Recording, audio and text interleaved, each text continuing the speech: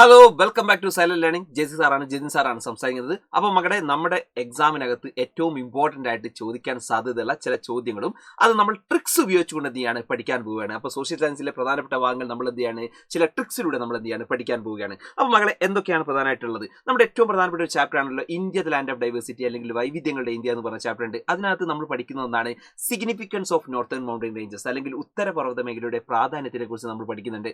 ഉറപ്പുള്ള കാര്യമാണ്, ഇത് എക്സാമിന് എന്തായാലും നിരവധി ചോദ്യങ്ങൾ കാണുന്ന ഒരു ഭാഗം കൂടിയാണ്. ഇത് ഉറപ്പാണ്, ചോദിക്കാൻ വളരെ സാധ്യതയുള്ള ഒരു ഭാഗമാണ്. അപ്പൊ നിങ്ങൾക്കറിയാം, പ്രധാനമായിട്ടും ഈ പറയുന്ന significance of northern mountain ranges അല്ലെങ്കിൽ ഉത്തരപർവ്വത മേഖലയുടെ പ്രധാനപ്പെട്ട പോയിന്റുകളൊക്കെ നിങ്ങൾക്ക് അവിടെ കൊടുക്കുന്നുണ്ട് അല്ലേ.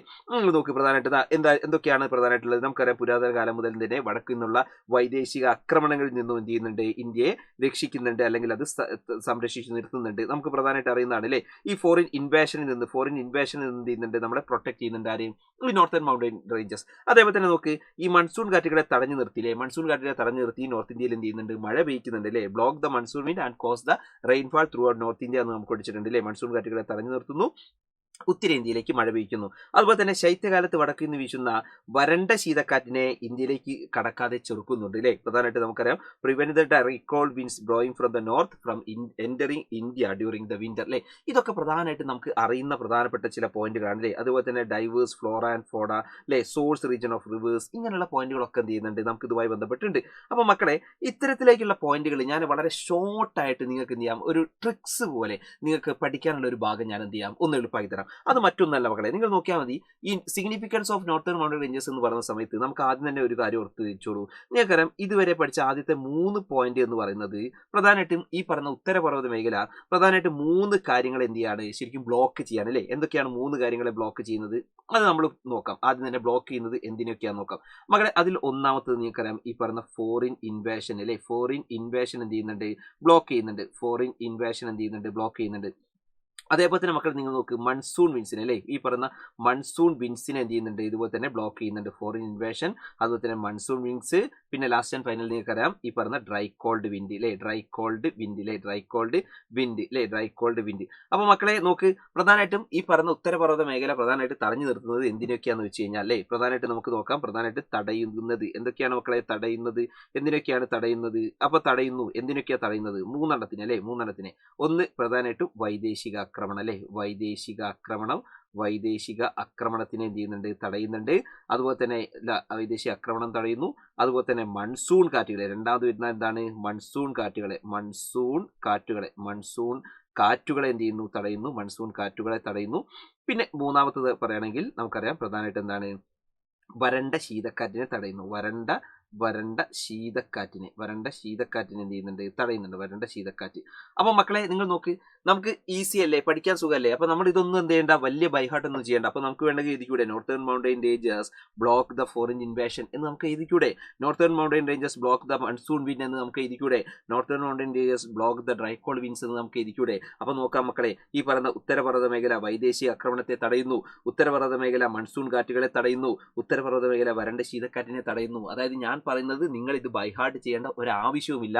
ഈ പ്രധാനപ്പെട്ട ഈ പോയിന്റുകൾ ഈ രീതിയിലേക്ക് നിങ്ങൾ മനസ്സിലാക്കി കഴിഞ്ഞാൽ എളുപ്പത്തിൽ നിങ്ങൾക്ക് എന്ത് ചെയ്യാൻ പറ്റും, ഇത് മാർക്ക് നേടാൻ പറ്റും. അല്ലാതെ ഇതൊക്കെ ഓരോന്നും നമ്മൾ ഇതുപോലെ തന്നെ ബൈഹാർട്ട് ചെയ്യാൻ ഈ ലാസ്റ്റ് ടൈമിലേക്ക് നിന്ന് കഴിഞ്ഞാൽ കഴിയില്ല മക്കളെ. അതുകൊണ്ട് മക്കളെ ഈ രീതിയിലേക്ക് എന്ത് ചെയ്യുക, കാര്യങ്ങൾ പഠിച്ചു വെക്കുക. അങ്ങനെ ഈസി ആയിട്ട് എന്ത് ചെയ്യുക, പോയിന്റുകളൊക്കെ മനസ്സിലാക്കി വെക്കുക കേട്ടോ. ഓക്കെ, റെഡി അല്ല, സെറ്റ് അല്ലേ?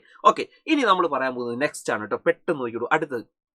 അടുത്ത മക്കളെ നോക്കാം. Mention the common features of Himalayan rivers and peninsular rivers. Himalayan നദികളുടെയും ഉപദ്വീപിയൻ നദികളുടെയും പൊതു സവിശേഷതകൾ പരാമർശിക്കുക എന്ന് പറഞ്ഞിട്ടുണ്ട്.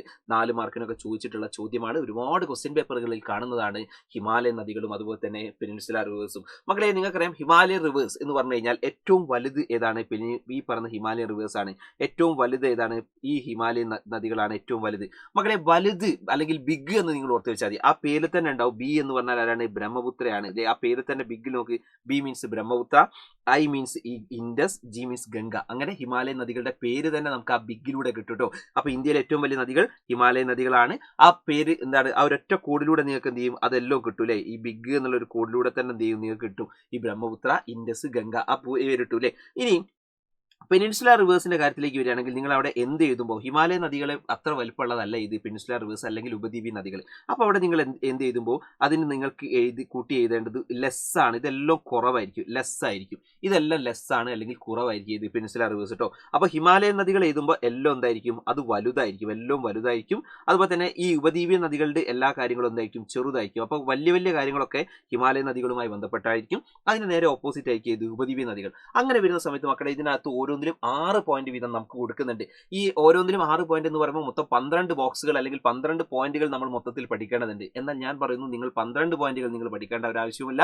വെറും 4 പോയിന്റുകൾ നിങ്ങൾ പഠിച്ചാൽ മതി. വെറും 4 പോയിന്റ്, ഈ ബോക്സിനകത്തുള്ള വെറും 4 പോയിന്റ് പഠിച്ചാൽ മതി. ആരും വിശ്വസിക്കില്ല എന്താ 4 പോയിന്റ് പഠിക്കുന്നത്. മക്കളെ ആ പോയിന്റുകൾ എന്തൊക്കെയാണ് ഇതാ നോക്കിയോളൂ. ഫസ്റ്റ് വൺ നിങ്ങൾ ഈ ഒരു പോയിന്റ് പഠിച്ചു വെക്കുക, ഒന്നാമത്തെ പോയിന്റ് നിങ്ങൾ അത് പഠിച്ചു വെക്കുക. ഇനി സെക്കൻഡ് വൺ നിങ്ങൾ നോക്ക്, ഈ പറഞ്ഞ രണ്ടാമത്തെ ഇത് പഠിച്ചു വെക്കുക. മൂന്നാമത്തേതാ ഈ കാണുന്ന ഈ ബോക്സ് പഠിച്ചു വെക്കുക. നാലാമത്തേതാ ഈ ബോക്സ് പഠിച്ചു വെക്കുക. അത് മാത്രം നിങ്ങൾ പഠിച്ചാൽ തന്നെ നിങ്ങൾക്ക് ഈസിയായി കിട്ടും. ഒന്നാമത്തെ നോക്കിയോളൂ. അതാ നോക്ക് മക്കളെ, ഒന്നാമത്തത് 1, ഇതുപോലെ തന്നെ 2, അതുപോലെ തന്നെ മൂന്നാമത്തെ ഈ ബോക്സ്, പിന്നെ അത് കഴിഞ്ഞ ഏതാണ് 4. ഇതാണ് ഈ ബോക്സുകളാണ് പഠിക്കാൻ പറയുന്നത്. ഇത് ചോദിക്കുകയാണെങ്കിൽ 4 മാർക്കേ ഉള്ളൂ. അപ്പോൾ ഒരു 4 പോയിന്റ് വീതം എഴുതിയാൽ മതി. അപ്പോൾ ഒന്നാമത് ഇതാക്കുക, ഈ പറഞ്ഞ ഹിമാലയ റിവേഴ്സ് ആണെങ്കിൽ ഇത് മെയിനായിട്ട് എവിടെ നിന്നാണ് ഒറിജിനേറ്റ് ചെയ്യുന്നത്? അത് എല്ലാവർക്കും അറിയാം, ഹിമാലയ മൗണ്ടൻസ് എന്നാണ്. അപ്പോൾ സ്വാഭാവികമായിട്ടും പെനിൻസുലാർ റിവേഴ്സ് എവിടെ നിന്നാണെന്നുള്ള നമുക്കറിയാലോ. അത് എവിടെ നിന്നായിരിക്കും? പെനിൻസുലാർ പ്ലാറ്റ്യൂ എന്നായിരിക്കും, എല്ലാവർക്കും അറിയാം. ഇനി നോക്കട്ടോ, ഇവിടെ എക്സ്റ്റെൻസീവ് കാച്ച്മെന്റ് ഏരിയ ആണ്. ഇത് എക്സ്റ്റെൻസീവ് കാച്ച്മെന്റ് ഏരിയ ആണ്. അപ്പോൾ ഇത് നമ്മൾ പഠിക്കണേ. പിന്നെ അടുത്തത് എക്സ്റ്റെൻസീവ് കാച്ച്മെന്റ് ഏരിയ, അതായത് വളരെ വിസ്തൃതമായിട്ടുള്ള വൃഷ്ടി പ്രദേശമാണ്. എക്സ്റ്റെൻസീവിന്റെ നേരെ ഓപ്പോസിറ്റ് ആയിരിക്കും ഇപ്പുറത്ത് വരിക. അപ്പോൾ നിങ്ങൾ നോക്കിയാൽ മതി, പെനിൻസുലാർ റിവേഴ്സിലേക്ക് വരുമ്പോൾ അവിടെ എന്തായിരിക്കും? Smaller catchment area. കണ്ടില്ലേ, നേരെ ഓപ്പോസിറ്റ് ആക്കി ചെയ്താൽ മതി. ഇവിടെ വലുതാണെങ്കിൽ പെനിൻസുലാർ റിവേഴ്സിലേക്ക് എത്തുമ്പോൾ അതെന്തായിരിക്കും? ലെസ് ആയിരിക്കും അല്ലെങ്കിൽ ചെറുതായിരിക്കും. ചെറുതാക്കി അങ്ങ് എഴുതിയാൽ മതി അല്ലേ. ഇനി അടുത്ത് നോക്കിക്കോട്ടോ, അടുത്ത് നോക്കിയോടെ, ഇവിടെ ഇന്റൻസീവ് ഇറോഷൻ ആണ്. ഇന്റൻസീവ് ഇറോഷൻ, അതായത് ഇറോഷൻ ഭയങ്കര കൂടുതലാണ്, അപരതനം വളരെ കൂടുതലാണ്. അപ്പോൾ അതിനെ നേരെ ഓപ്പോസിറ്റ് ആക്കി ഇപ്പുറത്ത് എഴുതിയാൽ മതി. അപ്പോൾ ഇന്റൻസീവ് ഇറോഷൻ ആണെങ്കിൽ ഇവിടെ നോക്ക്, intensity of erosion is less ആണ്. ഇറോഷൻ ഈസ് ലെസ് ആണ്. ഇവിടെ കൂടുതലാണെങ്കിൽ ഇവിടെ ചെറുതായിരിക്കും അല്ലേ, ഇവിടെ കുറവാണ്, ലെസ് ആണ്. മനസ്സിലായില്ലേ? ഇനി അടുത്ത് നോക്കിക്കോട്ടോ, അടുത്ത് നോക്കണേ, ഹൈ ഇറിഗേഷൻ പൊട്ടൻഷ്യൽ എന്നാണ് പറയുന്നത്. ഹൈ ഇറിഗേഷൻ പൊട്ടൻഷ്യൽ, അതായത് ഉയർന്ന ജലസേചന ശേഷിയുണ്ട്. അപ്പോൾ എന്തായിരിക്കും ഇപ്പുറത്ത് വരിക? ലെസ് ഇറിഗേഷൻ അങ്ങ് എഴുതിയാൽ മതി. മനസ്സിലായില്ല? നിങ്ങൾ നോക്ക്, ലെസ് ഇറിഗേഷൻ പൊട്ടൻഷ്യൽ. മനസ്സിലായല്ലോ? അപ്പം ഒരു ഭാഗത്ത് ഈ പറയുന്ന 1, 2, 3, 4 പോയിന്റുകൾ നിങ്ങൾ പഠിച്ചു വെക്കുക. ഇതിന്റെ നേരെ ഓപ്പോസിറ്റ് ആയിട്ട് എന്ത് ചെയ്താൽ മതി? അങ്ങ് എഴുതിയാൽ മതി. അപ്പോൾ ഏത് കിട്ടും? പെനിൻസുലാർ റിവേഴ്സിന്റെ കിട്ടും കേട്ടോ. അപ്പോൾ അതാ നോക്കിക്കോളൂ, എല്ലാവരും നോക്കിക്കോളൂ, എല്ലാവരും നോക്കുക. ഹിമാലയൻ പർവ്വത നിരകളിൽ നിന്ന് ഉത്ഭവിക്കുന്നു. അപ്പോൾ ഉപദ്വീപിയൻ പീഠഭൂമിയിൽ നിന്ന് ഉത്ഭവിക്കുന്നു. ഇനി അതിവിസ്തൃതമായ വൃഷ്ടിപ്രദേശം, ഇതൊരു പോയിന്റാണ്. അതിവിസ്തൃതമായ വൃഷ്ടിപ്രദേശം. അങ്ങനെയാണെങ്കിൽ ഇപ്പുറത്തോ വിസ്തൃതി കുറഞ്ഞ വൃഷ്ടിപ്രദേശം അല്ലേ. ഇനി നിങ്ങൾ നോക്കുക, അപരദന തീവ്രത കൂടുതൽ. അപ്പൊ എന്താണ്? അപരദന തീവ്രത താരതമ്യേന കുറവ്. കണ്ടില്ലേ, നിങ്ങൾക്ക് അവിടെ കാണാൻ പറ്റും. ഇനി ലാസ്റ്റ് ഉയർന്ന ജലസേചന ശേഷി. അപ്പൊ ഉയർന്നാണെങ്കിൽ ഇവിടെ എന്താണ്? കുറഞ്ഞ ജലസേചന ശേഷി. മനസ്സിലായില്ലേ? അപ്പൊ ഈ രീതിയിലേക്ക് ഞാൻ പറഞ്ഞിട്ടുള്ള ആ മക്കൾ ശ്രദ്ധിച്ചോളുക. 1, 2, 3, അതേപോലെ തന്നെ മക്കളെ ശ്രദ്ധിക്കുക, ഈ 4 ബോക്സുകൾ കേട്ടോ. എല്ലാവരും പഠിച്ചു വെച്ചോളാം. 1, 2, 3, 4 ബോക്സുകൾ. ഈ 4 ബോക്സുകൾ പഠിച്ചു വെച്ചൂടെ ഈസി ആയിട്ട് നിങ്ങൾക്ക് എന്ത് ചെയ്യാൻ പറ്റും? ഇത് മാർക്ക് ചെയ്യാൻ, നിങ്ങൾക്ക് പെട്ടെന്ന് സ്കോർ ചെയ്യാൻ പറ്റും കേട്ടോ. ഒന്നും ബൈഹാർഡ് ചെയ്യേണ്ട ആവശ്യമില്ല. സുഖല്ലടാ, സിമ്പിൾ അല്ലേ സാധനങ്ങൾ. Okay, ready. അങ്ങനെയാണെങ്കിൽ മക്കൾസെ, ഇനി അടുത്തത് നമ്മൾ പറയാൻ പോകുന്നത് ഏറ്റവും ഇമ്പോർട്ടൻ്റ് ആയിട്ടുള്ള ഒരു ഭാഗമാണ് കേരള ടുവേർഡ്സ് മോഡേണിറ്റി എന്ന് പറയുന്ന ചാപ്റ്റർ. നിങ്ങൾക്ക് 8ാമത്തെ ചാപ്റ്ററാണ് കേരള ടുവേർഡ്സ് മോഡേണിറ്റി. കമ്പൽസറി ആയി പഠിക്കേണ്ട ഒരു ചാപ്റ്ററാണ്. ഈ കേരള ടുവേർഡ്സ് മോഡേണിറ്റിക്കകത്ത് ബ്രിട്ടീഷ് ഇൻഫ്ലുവൻസ് ഓൺ കൾച്ചർ എന്ന് പറയുന്ന ഒരു ഭാഗമുണ്ട്. സാംസ്കാരിക മേഖലയിലെ ബ്രിട്ടീഷ് സ്വാധീനം എന്ന് പറയുന്ന ഒരു ടോപ്പിക് നിങ്ങൾക്ക് പഠിക്കാനുണ്ട്. അതിനകത്ത് പ്രധാനമായിട്ട് ബ്രിട്ടീഷുകാരുടെ കടന്നുവരവിന് ശേഷം നമുക്ക് ഉണ്ടായിട്ടുള്ള കുറേ പ്രധാനപ്പെട്ടുള്ള ഓരോ മേഖലയിലും ഉണ്ടായ മാറ്റങ്ങൾ പറയുന്നുണ്ട്. അതിൽ ഇമ്പോർട്ടൻ്റ് ഒരു ഭാഗമാണ് ഇത് അച്ചടി അല്ലെങ്കിൽ പ്രിന്റിംഗ് എന്ന് പറയുന്നത് അല്ലേ. പ്രിന്റിംഗ് നമുക്കറിയാം, അച്ചടി അല്ലെങ്കിൽ പ്രിന്റിംഗ്. ആ സമയത്ത് കുറേ കാര്യങ്ങൾ നമ്മൾ പറയുന്നുണ്ട്. അപ്പോൾ അതിൽ പറയുന്നുണ്ട്, ഫസ്റ്റ് വൺ നോക്കണം, ഈ പറഞ്ഞ ഡോക്ടർ ഏഞ്ചലോ ഫ്രാൻസിസ് ആണ് ഫസ്റ്റ് മലയാളം ഗ്രാമർ ടെക്സ്റ്റ്. അതുപോലെ അർണോസ് പാതിരിയാണ് ഫസ്റ്റ് മലയാളം ഡിക്ഷണറി. അതുപോലെ ബെഞ്ചമിൻ ബേരിയാണ് ഇംഗ്ലീഷ് മലയാളം ഡിക്ഷണറി. അതുപോലെ ഡോക്ടർ ഹെർമൻ ഗുണ്ടറ്റാണ് ഇതുപോലെ തന്നെ മലയാളം ഇംഗ്ലീഷ് ഡിക്ഷണറി. ഇതൊക്കെ നമുക്ക് അതിനകത്ത് എന്ത് ചെയ്യാൻ പറ്റുന്നുണ്ട്? കാണാൻ പറ്റുന്നുണ്ട്. മക്കളെ, ഇത് ജസ്റ്റ് ഒരു കോഡിലൂടെ നമ്മൾ എന്ത് ചെയ്യാണ്? പഠിക്കാൻ പോകണേ. അപ്പോൾ ഫസ്റ്റ് ഡോക്ടർ ഏഞ്ചലോ ഫ്രാൻസിസ് ആദ്യം മലയാള വ്യാകരണ ഗ്രന്ഥം, അർണോസ് പാതിരി ആദ്യം മലയാളം നിഘണ്ടു, ബെഞ്ചമിൻ ബേലി ഇംഗ്ലീഷ് മലയാളം നിഘണ്ടു, അതുപോലെ ഡോക്ടർ ഹെർമൻ ഗുണ്ടറ്റ് ഇംഗ്ലീഷ് അല്ലെ മലയാളം ഇംഗ്ലീഷ് നിഘണ്ടു. ഓക്കെ, സെറ്റ് അല്ലേ? ഇത് നമുക്ക് ഒരു കോഡിലൂടെ എന്ത് ചെയ്യാം? എളുപ്പത്തിൽ പഠിക്കാം കേട്ടോ. സിമ്പിൾ ആയിട്ട് പഠിക്കാം. ബൈ ഹാർട്ട് ചെയ്യേണ്ട ഒരു ആവശ്യമില്ല. ചിലപ്പോൾ ഇത് മാച്ച് ദ ഫോളോയിങ്ങോ ഫിൽ ഇൻ ദ ബ്ലാങ്ക്സ് ആയിട്ടൊക്കെ നിങ്ങൾക്ക് എന്ത് ചെയ്യാം? ചോദിക്കാൻ സാധ്യതയുണ്ട് കേട്ടോ. ഓക്കെ, നോക്കിക്കോളൂ. ആദ്യം തന്നെ മക്കളെ നോക്കിയോളൂ, ദേ പിടിച്ചോളൂ. ഒന്നാമത്തത് ഡോക്ടർ ഏഞ്ചലോ ഫ്രാൻസിസ് ആണ്. ഡോക്ടർ ഏഞ്ചലോ ഫ്രാൻസിസ് അദ്ദേഹം എന്താ കണ്ടെത്തിയത്? ഫസ്റ്റ് ഗ്രാമർ ടെക്സ്റ്റ് ആണ്. മക്കളെ നിങ്ങൾക്ക് അറിയാലോ, ഒരു സബ്ജക്റ്റിന്റെ ഏറ്റവും മെയിൻ ആണ് ഗ്രാമർ. ഒരു സബ്ജക്റ്റിന്റെ ഏറ്റവും ബേസ് അല്ലേ ഗ്രാമർ. ഗ്രാമർ പഠിച്ചു കഴിഞ്ഞാൽ മക്കൾ ശ്രദ്ധിച്ചാൽ ഗ്രാമർ പഠിച്ചു കഴിഞ്ഞാൽ നമുക്ക് ആ സബ്ജക്റ്റിൽ എന്താവും? ടോപ്പ് ആവാൻ പറ്റും, ഏറ്റവും ടോപ്പ് എത്താൻ പറ്റും. മക്കളെ ടോപ്പ് അല്ലെങ്കിൽ ഉയരത്തിലുള്ള ആളല്ലടാ ഏഞ്ചലിലെ ഏഞ്ചൽ നിങ്ങൾക്ക് അറിയില്ലേ? മാലാഖയെ നിങ്ങൾക്ക് അറിയില്ലേ? മാലാഖ എന്ന് പറഞ്ഞാൽ ഉയരത്തിലല്ലേ. അപ്പൊ നിങ്ങൾ പഠിച്ചു വെച്ചോളി, ഒരു സബ്ജക്റ്റിന്റെ ഗ്രാമർ പഠിച്ചാൽ നിങ്ങൾക്ക് എന്തായി മാറാം? ടോപ്പ് ആവാം, അല്ലെങ്കിൽ മാലാഖയാവാം. അങ്ങനെ കണക്ട് ചെയ്യാം, അങ്ങനെ സിമ്പിളായി കണക്ട് ചെയ്യാം. ഇനി അതല്ല, നിങ്ങൾ ആലോചിച്ചാൽ മതി, ഒരു ഈ പറഞ്ഞ ഗ്രാമർ ഒക്കെ പഠിച്ചു കഴിഞ്ഞാൽ ഈ ഗ്ലാമർ അല്ല അല്ലെങ്കിൽ ഇങ്ങനെ ഓർത്താലും മതി. ഈ പറഞ്ഞ ഏഞ്ചൽ അല്ലേ, ഏഞ്ചൽ മാലാഖ ഭയങ്കര ഗ്ലാമറാന്ന് ഓർത്താലും മതി. അങ്ങനെ നിങ്ങൾക്ക് എന്ത് ചെയ്യാം? കണക്ട് ചെയ്യാൻ പറ്റും കേട്ടോ. ഇനി അങ്ങനെയാണെങ്കിൽ മക്കളെ അടുത്ത് നോക്കിയോളൂ.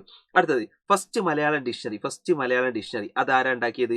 അർണോസ് പാതിരിയാണ്. മക്കളെ ശ്രദ്ധിക്കുക, അർണോസ് പാതിരിയാണ്. ഇപ്പൊ എനിക്ക് തന്നെ അറിയാം, ഞാനിപ്പോ ചില എക്സാമിന്റെ ഒക്കെ സമയത്ത് ചില കാര്യങ്ങളൊക്കെ എടുത്ത് വായിക്കുന്ന സമയത്ത്, പ്രത്യേകിച്ച് ഇംഗ്ലീഷൊക്കെ വായിക്കുന്ന സമയത്ത് എനിക്ക് പലപ്പോഴും ചിലപ്പോൾ ചില വേർഡിന്റെ ഒക്കെ മീനിങ് കിട്ടില്ല. അപ്പൊ ഞാൻ എന്താ ചെയ്യുക? ഇത് എക്സാമിന്റെ സമയമല്ലേ, അപ്പൊ പാതിരാത്രി വരെ പഠിച്ചിട്ടും ചില വീടിന്റെ ഒന്നും മീനിങ് കിട്ടിയിട്ടില്ലെങ്കിൽ ഞാൻ വേഗം ഏതാ നോക്കുക? ഡിക്ഷണറിയാണ് നോക്കുക അല്ലെ. ഡിക്ഷണറി കേട്ടോ. അപ്പൊ മക്കൾ ശ്രദ്ധിക്കുക, ഞാനിതുപോലെ തന്നെ പാതിരാത്രി വരെ എപ്പോഴാണ്? പാതിരാത്രി കേട്ടോ. അപ്പൊ ഞാൻ ഈ പാതിരാത്രി വരെ പഠിക്കുന്ന സമയത്ത് എനിക്ക് അർത്ഥം കിട്ടിയിട്ടില്ലെങ്കിൽ ഞാൻ ഏതാ നോക്കുക? ഇതുപോലെ തന്നെ ഈ പറയുന്ന ഡിക്ഷണറിയാണ്. അപ്പൊ അതാ പാതിരിയാണ്, അർണോസ് പാതിരിയാണ്. ഏതാണ്? ഡിക്ഷണറി. അപ്പൊ അങ്ങനെ കണക്ട് ചെയ്യാം. അപ്പൊ ഫസ്റ്റ് മലയാളം ഡിക്ഷണറി ആരാണ്? അർണോസ് പാതിരിയാണെന്ന് കണക്ട് ചെയ്യാം. ഓക്കെ, ഇനി നെക്സ്റ്റ് വൺ നോക്കിയോ കേട്ടോ. ബെഞ്ചമിൻ ബേലി അദ്ദേഹം കണ്ടെത്തിയതാണ് English Malayalam dictionary. English Malayalam, ആദ്യം ഇംഗ്ലീഷ് പിന്നെ ഏതാണ്?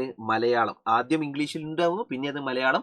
ആ ഡിക്ഷണറി കണ്ടെത്തിയിട്ടുള്ള ആളാണ് ആര്? ബെഞ്ചമിൻ ബേലി. മക്കളെ ഒറ്റ കാര്യം ഓർത്താൽ മതി, ഇത് പറയുന്ന സമയത്ത് നിങ്ങളെ സ്കൂളിലുള്ള കാര്യം ഓർത്താൽ മതി. നിങ്ങളെ സ്കൂളിൽ ഏത് ഓർക്കുക? നിങ്ങളെ ബെഞ്ച് ഓർക്കുക. നിങ്ങളെ ബെഞ്ചമിൻ അല്ല, ബെഞ്ച് ഓർക്കുക. നിങ്ങളെ ബെഞ്ചിന്റെ അവസ്ഥ എന്താ? നിങ്ങളെ ബെഞ്ചിന്റെ മുകളിൽ പോയി കഴിഞ്ഞാൽ നോക്കിയാൽ മതി, ആദ്യം ഇംഗ്ലീഷിൽ കുറെ വാക്കുകൾ ഉണ്ടാവും.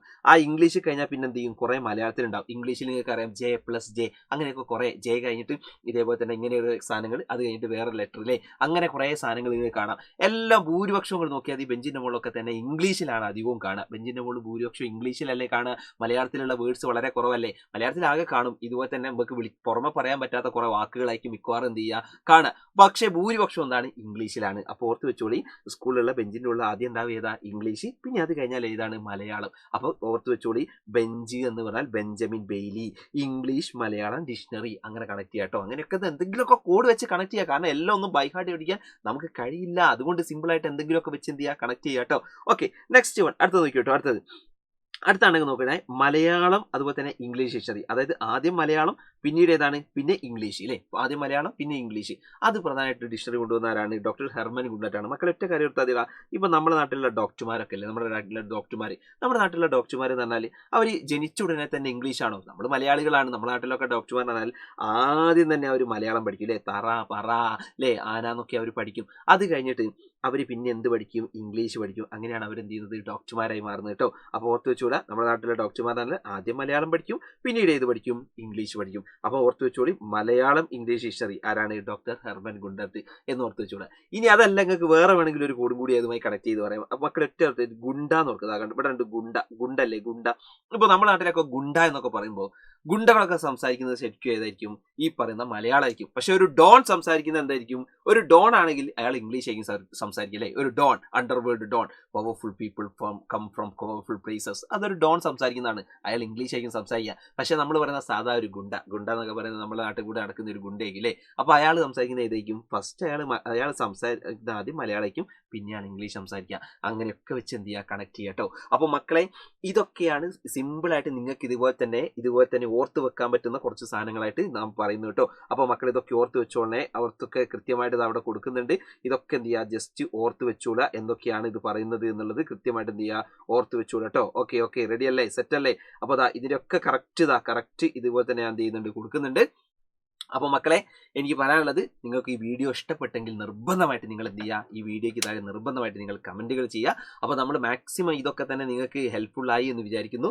ചാനൽ ആദ്യമായിട്ടാണ് കാണുന്ന ആളെങ്കിൽ നിർബന്ധമായിട്ട് ചാനൽ സബ്സ്ക്രൈബ് ചെയ്യണമെന്ന് മാത്രം പറഞ്ഞുകൊണ്ട് നിർത്തുന്നു. സോ ഓൾ ദി ബെസ്റ്റ് മക്കളെ, ബൈ.